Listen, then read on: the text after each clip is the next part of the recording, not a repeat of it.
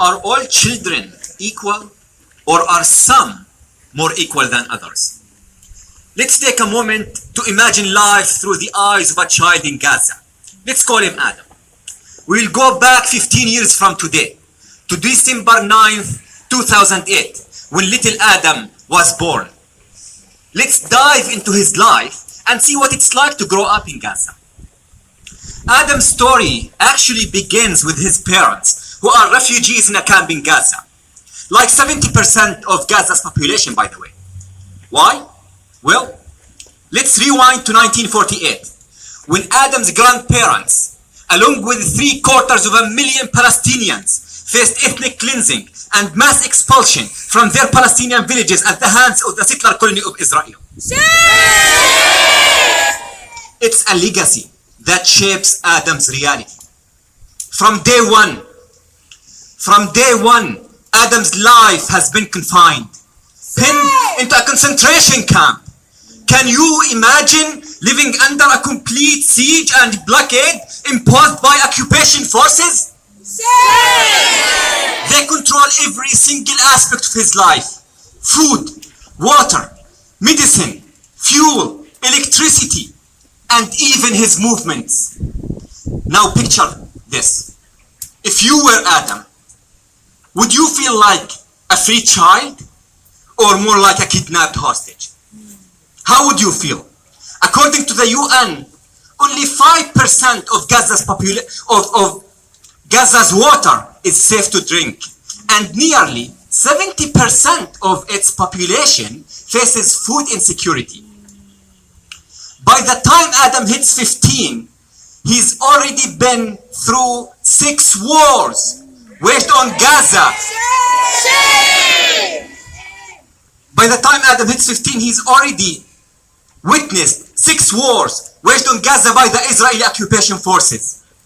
It's not a video game for him. It's his reality. These wars took away his uncle in 2009, his older brother in 2012, and his little sister in 2014. Imagine carrying all that weight on your shoulders at such a tender age. In 2018, the UN labeled Gaza as unlivable. In that year, Adam's father peacefully joined the Great March of Return protests. Look it up. The Great March of Return, a series of peaceful weekly mass protests at the fence separating the occupied Gaza Strip from the settler colony of Israel, where people gathered to demand an end to the Israeli blockade and the right of refugees to return to their homes. What happened? The Israeli occupation snipers opened fire on unarmed, peaceful protesters, killing 223 people, including Adam's father,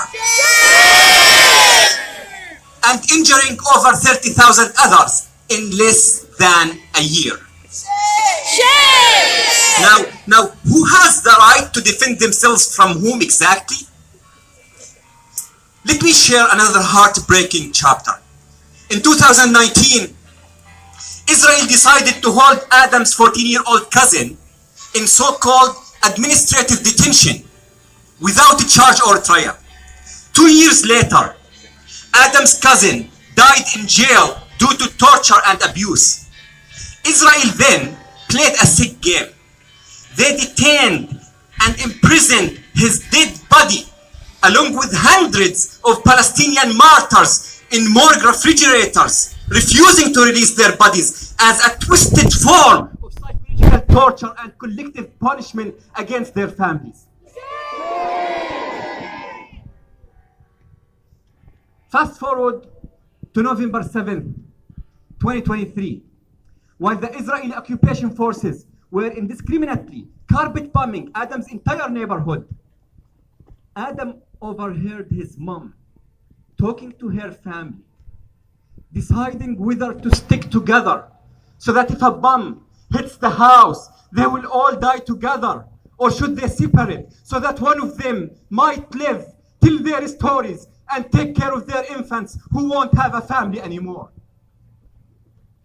A few hours later, Adam's mom accused of being a human shield, of course, got burned to death by Israeli white phosphorus and got buried underneath the rubble of their demolished home, a house they had worked hard to build over 40 years. But the story doesn't end here.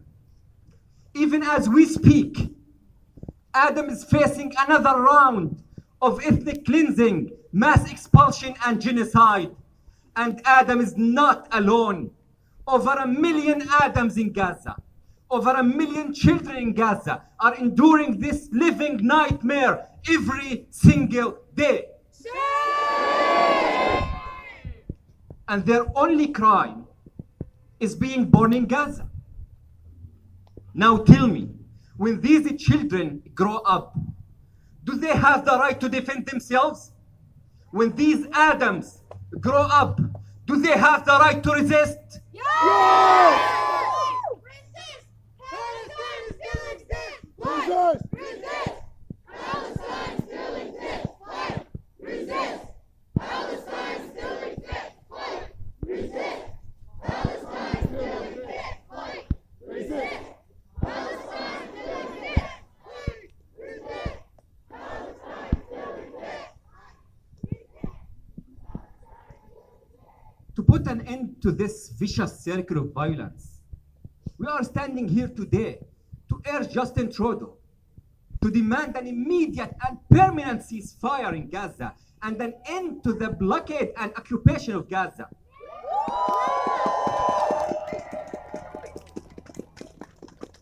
The UN Secretary General went before the UN Security Council yesterday to call for an immediate ceasefire in Gaza.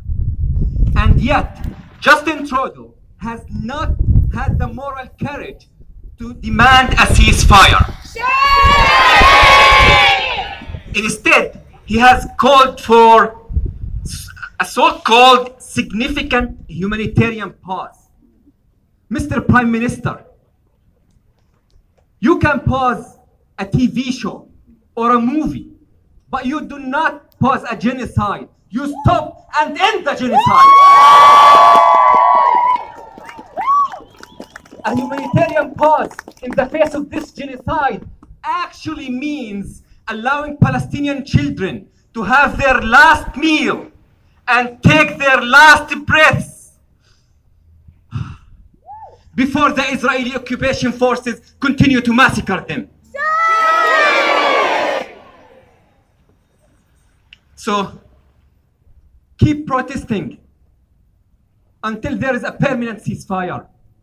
Keep speaking out until the siege on Gaza is lifted. Keep raising your voice until the occupation is over. Keep boycotting those who have funded the genocide until their financial resources are drained. And keep advocating for justice until Israel is held accountable for its war crimes against humanity. Your voice matters. Your presence counts. And together, we can make a difference. Thank you.